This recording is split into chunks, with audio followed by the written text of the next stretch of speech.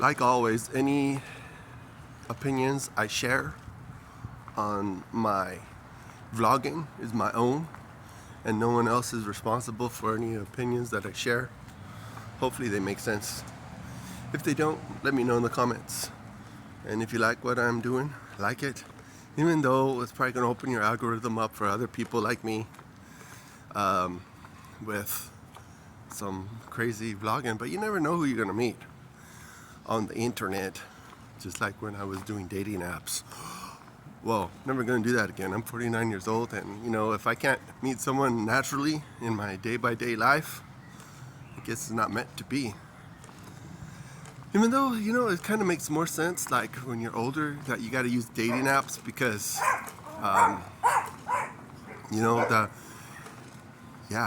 people my age are usually married with grandchildren and stuff like that. But anyways, that's probably not really where I was going to go with this vlogging.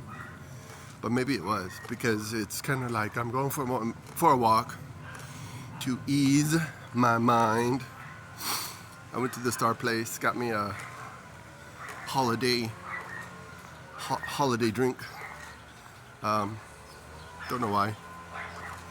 I have a bunch of rewards, so I'm just using up the rewards because that's what you do when you get the rewards. I did get my 16-ounce mug. I was so happy about that. I know it's probably a cheap thrill to you or not. Whatever. But it's been over 1 year since I've been divorced, and it's funny because I think about having a female, having a relationship with a female. The idea sounds really fantastic, but the more that I dig deep, then the more that I think about it, the more I think man, having a relationship is very time consuming, and it's like my life's not even straight. But can it remotely make sense that you could have a relationship or cultivate a relationship without your life being near perfect? The dream scenario is to be in a relationship with a female, and that female is going to help to get your life kind of a little bit more organized, a little bit on track. I don't know if any of that makes any sense, but just for the sake of doing content, I'm just throwing it out there to you. What do you think? If I die alone, ultimately you do die alone. The only person that's going to really be there for you is Jesus. If you have a relationship with Jesus, Jesus is going to be there for you, and Jesus is going to, plead your case to the Father and say, this one's with me. This one has faith. This one has done nothing except just accepted Jesus into the salvation, into having that, bridging the gap, if that makes sense. I know that I was talking about being divorced for over a year, and how I wasn't ever really celebrating when I was divorced over a year ago. Well, not quite over a year ago. It's been a year and 2 days or something like that. And again, divorce is a terrible thing. Man, you got to really get married to somebody that you can see yourself with 10 years, 20 years, 50 years later, And it's not to be happy. If you're getting married to be happy, there is happiness, but there's sadness and frustration and sacrifice. You gotta give up things. You gotta have a lot in common, but you also have to embrace compromise. That's a key to a successful marriage, as far as I understand, is a lot of compromise, because you gotta accept things that maybe you don't want to accept, and you got to like do things that you don't want to do. And it's something that, it's something that if you're thinking about getting married, or you can even tell your friends or family, it's a great thing. It's a God ordained, I guess they use a lot of different terminologies. Probably mostly they want to cheapen it, because these days, if you're in a contract with somebody, it makes you subject to them. But it's a mutual subject. I mean, the man, ultimately, according to the Bible, the man is supposed to lead the home, but he has to have leadership skills. He has to have some good qualities.